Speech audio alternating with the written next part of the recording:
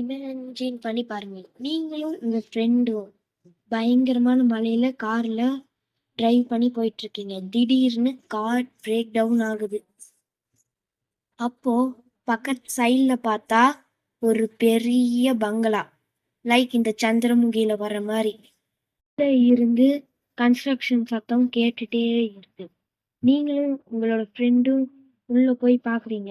போனதுக்கப்புறம் நீங்க ரியலைஸ் பண்றீங்க, உள்ள போய் பார்த்தா கன்ஸ்ட்ரக்ஷன் சத்தம் மட்டும்தான் வருது, ஆனா எந்த ஒர்க்குமே நடக்கல.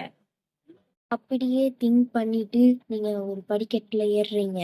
அந்த படிக்கட்டோட எண்டில் இன்னொரு ஃப்ளோர் வரல, அதுக்கு பதிலாக ஜஸ்ட் வால் தான் வந்திருக்கு. முன்னாடி ஒரு சத்தம் கேட்குது. என்னடான்னு திரும்பி பார்த்தா கையும் இல்லாம காலும் இல்லாம ஒரு பேய் கன்ஸ்ட்ரக்ஷன் ஒர்க் ட்ரெஸ் போட்டு ஒரு ட்ராலியை தள்ளிட்டு வருது. வந்து கிட்ட கேக்குது, என்னப்பா உங்களோட வழிய மறந்துட்டீங்களா அப்படின்னு கேக்குது. நம்ம ஏரியால எப்படி டிமாண்டிக் காலனியோ அதே மாதிரி கிட்டத்தட்ட 130 வருஷம் பழமையான பில்டிங் அமெரிக்கால இருக்கா. அந்த வீட்டோட பேரு வின்செஸ்டர் மிஸ்ட்ரி கோஸ்ட் ஹவுஸ். இப்பவும் அது அமெரிக்கால இருக்கிற கலிஃபோர்னியால இருக்கு. ஸ்டில் இப்பவும் வின்செஸ்டர் மிஸ்ட்ரி கோஸ்ட் ஹவுஸ் கலிஃபோர்னியாவில் இருக்கு. அந்த வீடு உலகத்திலேயே பேசப்படுற பேய் வீடுகள்ல அதுவும் ஒண்ணு. ஈவன் இப்பவும் அங்க போற டூரிஸ்ட் எல்லாம் என்ன சொல்றாங்கன்னா, யாரோ ஒருத்தவங்க என் கைய பிடிக்கிறாங்க, பின்னாடி திரும்பி பார்த்தா யாருமே இல்ல. அது மட்டும் இல்லாம யாரோ என் கூட பேசுற மாதிரியும் இருக்கு. அந்த வீட்டோட பேஸ்மெண்ட்ல அந்த வீட்டோட ஓனரான மிஸ்ஸஸ் வின்செஸ்டர் பிளாக் மேஜிக்ஸ் பண்ணிட்டு இருக்கிறத நான் பார்த்தேன். செத்து போய் 100 வருஷம் ஆச்சு, அது வேற விஷயம். அப்புறம் நீங்க கலிஃபோர்னியாவில் போனீங்கன்னா அந்த வீட்டை பத்தி பேசுறதுல உங்க காதால கேட்க முடியும். ஹாய் கைஸ், நான் இன்னைக்கு இந்த வீடியோல எதை பத்தி பார்க்க போறேன்னா, தான் ஹஸ்பண்டையும் இழந்து அவங்களோட ஒரே பையனான ஹாய் கைஸ், நான் இந்த வீடியோல எதை பத்தி பார்க்க போறேன்னு பார்த்தீங்கன்னா, அவங்களோட ஹஸ்பண்டையும் இறந்து அவங்களுடைய குழந்தையும் இறந்து அவங்களுடைய ஹஸ்பண்டு அது மட்டும் இல்லாம அவங்களோட குழந்தையோட ஆவி பரலோகத்துல அங்க இருக்கிற எல்லா ஆவிகளும் சேர்ந்து அவங்க 2 பேத்தையும் துரத்திட்டு இருக்கு. சில ஆவிகள் வந்து அவங்க கிட்ட கம்யூனிகேட் பண்ணி, உங்க ஹஸ்பண்டும் உங்களோட குழந்தையும் அங்க இருக்கிற எல்லா ஆவிகளும் டார்ச்சர் பண்ணிட்டு இருக்கு அப்படின்னு சொல்றாங்க. அது மட்டும் இல்லாம அவங்க தான் one of the richest person. 100 வருஷத்துக்கு முன்னாடி அவங்க தான் இருக்கலையே பணக்காரங்க. அவங்க பேரு மிஸ்ஸஸ் வின்செஸ்டர். அவங்களுடைய சொத்தை அழிச்சு கட்டப்பட்ட வீடுதான் வின்செஸ்டர் மிஸ்ட்ரி ஹவுஸ். அந்த வீட்டுல இருக்கிற எல்லா ரூம்லயுமே அவங்க ஹஸ்பண்டோட கன்ஷாப்ல இருந்து கன்னை வாங்கி அந்த கன்னோட குண்டுகளால செத்து போன ஒவ்வொரு ஆவிகளும் அங்க இருக்கிற ஒவ்வொரு ரூம்ல இருக்கிற ஆவிகள் அவங்க கிட்ட பேசுறதா இருக்கும். அந்த வீடு கலிஃபோர்னியா யூஎஸ்ஏல இருக்கிற கலிஃபோர்னியாவில் இருக்கிற சன் ஜோஸ் அப்படிங்கிற இடத்துல இருக்கு. அந்த ஃபேமிலி நேம் வின்செஸ்டர். நம்ம ஊர்ல எப்படி அப்பா ஃபேமிலியோட இது இனிஷியலா வைக்கிறோமோ அதே மாதிரி அவங்களோட ஃபேமிலி நேமை கடைசியில வைப்பாங்க. டபுள் ரிப்பீட் ரைஃபிள் கம்பெனி ஒன்று வச்சுட்டு இருந்தாரு. சிவில் வார்ல டைம்ல ரியலா ரன் பண்ணிட்டு இருந்தாரு. அதுவும் 80s காலகட்டத்துல. கம்பெனில கன்ஸ் டபுள் பேரல் கன்ஸ் தான் நிறைய ப்ரொடியூஸ் ஆயிட்டு இருந்துச்சு. சிவில் வார் டைம்ல பயங்கரமான டிமாண்ட் அமெரிக்கால. அது மட்டும் இல்லாம அமெரிக்காவுக்கும் கன்னுக்கும் பிரிக்க முடியாத இருக்குன்னு எல்லாத்துக்குமே தெரியும். இஸ்ரேல்ல ப்ராப்ளம்னா கூட இருந்து கன்னை போய் வித்துட்டு வந்துருவாங்க.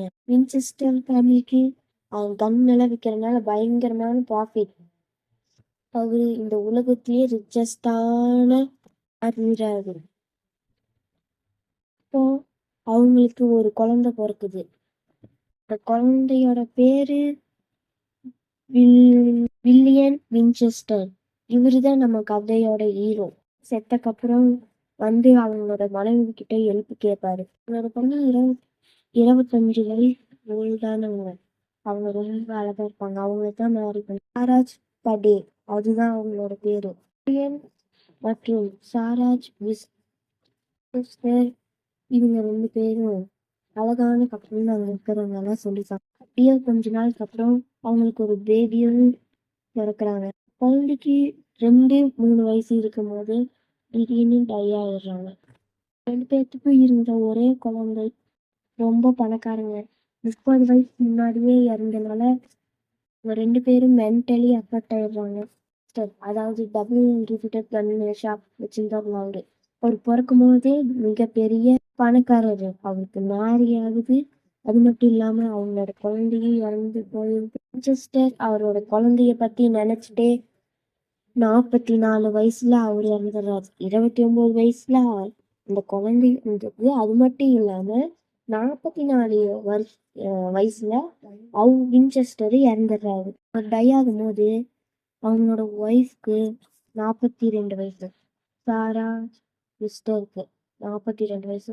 அவங்க நார்மலா ஒரு பொண்ணா இருந்தவங்கள மேரி பண்ணிட்டு வந்து இவ்வளோ பெரிய வீட்டில் வச்சு சடனா விண்டம் ஆயிடுறாங்க.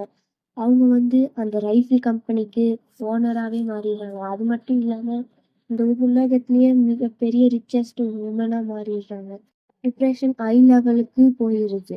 திடீர்னு அவங்களோட கண்ணுக்கும் ஸ்ட்ரேஞ்சான விஷயங்கள் எல்லாம் தெரியுது. எல்லாத்துக்கிட்டையும் சொல்கிறாங்க ஆவி வந்து என் கூட பேசி முடிச்சுட்டு பண்ணுறது. அது மட்டும் இல்லாமல் ஏதோ என்கிட்ட எழுதி காமிக்குது. நான் ஆவியோட வாய்ஸை கேட்குறேன் அப்படின்னு சொல்கிறாங்க. அவங்க பணக்காரங்களா இருக்கிறனால இந்த சுத்தியெல்லாம் அவங்க கையை விட்டு போனா நல்லா இருக்கும்னு யோசிக்கிறாங்க. பேர் இவங்களோட நம்பிக்கையை தூண்டி விடுறாங்க.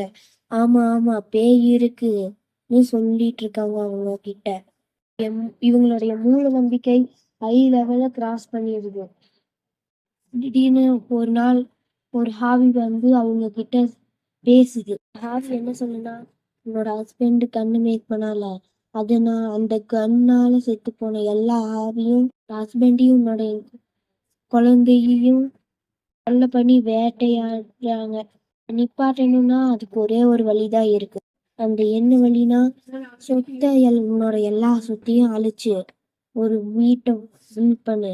அந்த வீடு இங்க உன்னோட ஊர்ல கிடையாது, கலிபோர்னியாவில் போய் அங்க ஒரு வீட்டை வாங்கி அந்த வீட்டை ஹவுஸ்ஃபுல்ல கன்ஸ்ட்ரக்ஷன் ஒர்க்கை நீ ஆரம்பி. ஒவ்வொரு ஆவிகளுக்கும் ஒவ்வொரு ரூமை நீ பில்ட் பண்ணு.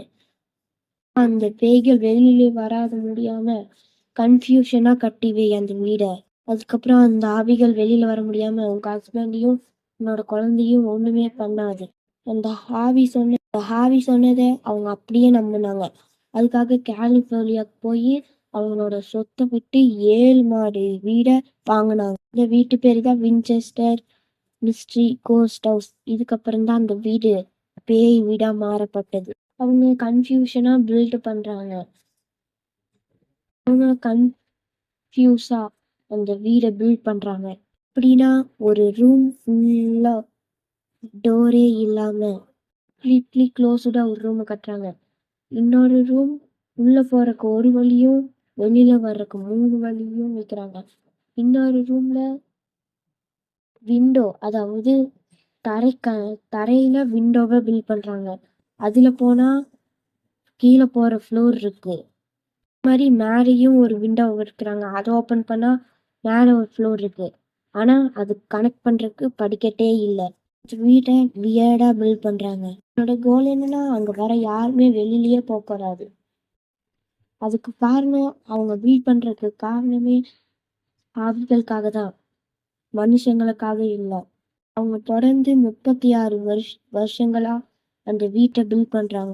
அவங்க லைஃப் லாங் பில்ட் பண்றாங்க. அவங்க டை ஆகுற வரைக்கும் பில்ட் பண்ணிட்டே இருக்காங்க. அவங்களோட 83 வயசுல அவங்க செத்தும் போயிடுறாங்க. கன்ஸ்ட்ரக்ஷன் ஒர்க் ஆரம்பிக்கும் போது அவங்களுக்கு ஏஜ் 45. அவங்க இறக்கும் போது 83.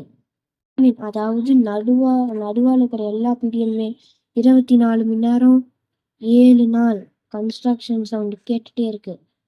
30 நாள், 365 நாள் கன்ஸ்ட்ரக்ஷன் ஒரு செகண்ட் நிக்காம கன்ஸ்ட்ரக்ஷன் பண்ணிட்டே இருக்காங்க. கன்ஸ்ட்ரக்ஷன் பண்ண போன எல்லாரும் என்ன சொல்றாங்கன்னா, அவங்க ரூம் முன்னாடி போய் தனியா பேசுறாங்க. என்னன்னு போய் கேட்டா, அவங்க இருந்துட்டு, நான் என் ஹஸ்பண்ட் கூட தான் பேசுறேன்னுங்கிறாங்க. இது பெரிய ரூமுக்கு.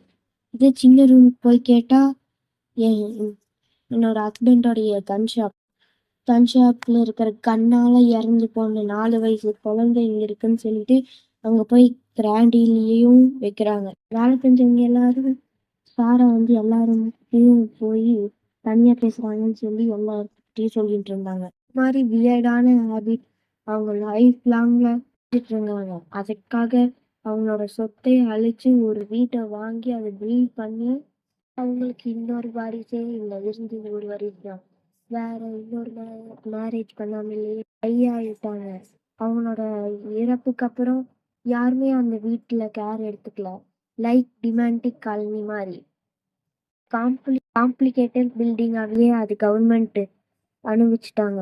வீடு கட்டி 130 வருடங்கள் ஆகிறது. இப்ப கூட அங்க போற டூரிஸ்ட் ஆர் யூடியூபர்ஸ் விளாக் எடுக்க போற எல்லாரும் போறவங்க எல்லாருமே அங்க ஒரு சில ரூம் என்றாலும் ஃப்ரீஸ் பண்ற மாதிரி டெம்பரேச்சர்ல இருக்கு. அந்த சில்லுக்கு அப்புறம் அவங்க பயமா இருக்கிற மாதிரி சொல்றாங்க.